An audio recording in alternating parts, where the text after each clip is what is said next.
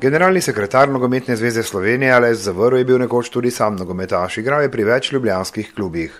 Še pred koncem aktivnega igranja se je po uspešno dokončanem študiju ekonomije spoznal z delom na Nogometni zvezi Slovenije, kjer je z leti prevzemal zahtevnejše projekte. Leta 2010 pa je postal generalni sekretar naše krovne organizacije. Na letni skupščini na Brdu pri Kranju je predstavil strategijo do leta 2020, ko bo Nogometna zveza Slovenije obeležila 100-letnico delovanja. Torej, mi smo se na Nogometni zvezi Slovenije resno lotili prihodnega srednjeročnega obdobja, torej 5-letnega do leta 2020. Lotili smo se priprave strategije, ne samo za razvoj, ampak tudi za izvajanje naših rednih aktivnosti. In to skupaj s predstavniki različnih deležnikov, predstavniki so bili vključeni medobčinskih zvez, trenerske, sodniške organizacije, nogometnih klubov z različnih področji in drugi strokovnjaki, tudi nekateri zunanji deležniki, so nam pomagali pripraviti v bistvu naše usmeritve za nadaljnji razvoj slovenskega nogometa. In seveda smo se spraševali, v kakšno smer naj gre slovenski nogomet, in to seveda za vse dejavnosti, ki jih izvaja Nogometna zveza Slovenije, oziroma za vse ravni slovenskega nogometa. V nadaljevanju nekaj podrobnosti iz programa, katerega glavni namen je še večja uveljavitev nogometa znotraj slovenskega športa in tudi družbe.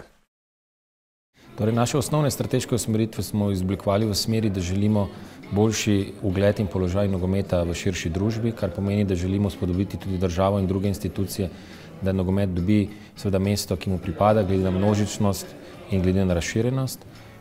Potem seveda je veliko povezano tudi z razvojem nogometne infrastrukture, ki se seveda mora izboljšati. Hkrati želimo vključevati čim širši krog ljudi v aktivno ukvarjanje z nogometom.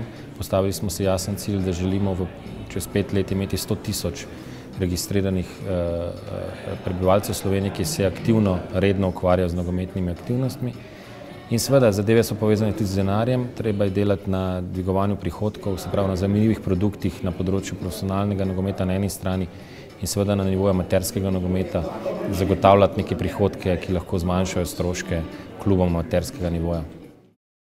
Najbolj izpostavljen produkt Nogometne zveze Slovenije je seveda članska reprezentanca. Porast medijskega zanimanja pa beleži tudi prvoligaško tekmovanje. Kar se tiče naše prve lige kot najbolj elitnega tekmovanja na klubskem nivoju, seveda v preteklem 3-letnem obdobju bil narejen premik naprej. Za novo obdobje do leta 2018 predvsem pa imamo zelo jasne cilje, ki so povezani na eni strani z dvigom gledanosti TV prenosov in na drugi strani seveda tudi z dvigom obiska na samih nogometnih tekmah. V Sloveniji smo seveda naredili nekaj korakov, so predvsem klubi na tem področju, ampak še seveda nas čaka kar veliko, da bi na stadionu privabili še več gledalcev. In to vse skupaj pomeni, da bi bilo tekmovanje bolj zanimivo, tako z medijskega kot marketinškega vidika in seveda iz tega naslova lahko v nogomet pride tudi več prihodkov.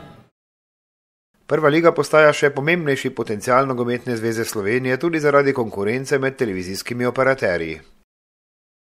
Mi smo ravno v razgovorih za naslednji ciklus glede generalnega pokroviteljstva na eni strani in seveda tudi glede novih medijskih partnerov, ki ne bi se vključili za to, da bi bila liga še bolj zanimiva za gledalce, tako na stadionih kot pred TV zasloni. Sprav na tem področju moramo veliko narediti tako na strani Nogometne zveze, ki je vodstvo tekmovanja, na strani klubov in seveda tudi na strani medijskih partnerjev, ki se bodo vključili v projekt za naslednje 3 leta. Nogometna zveza Slovenije je ob tej priložnosti izdala tudi brošuro s podrobnim orisom strategije, katere slogan se glasi: Z nogometom izboljšujemo življenje.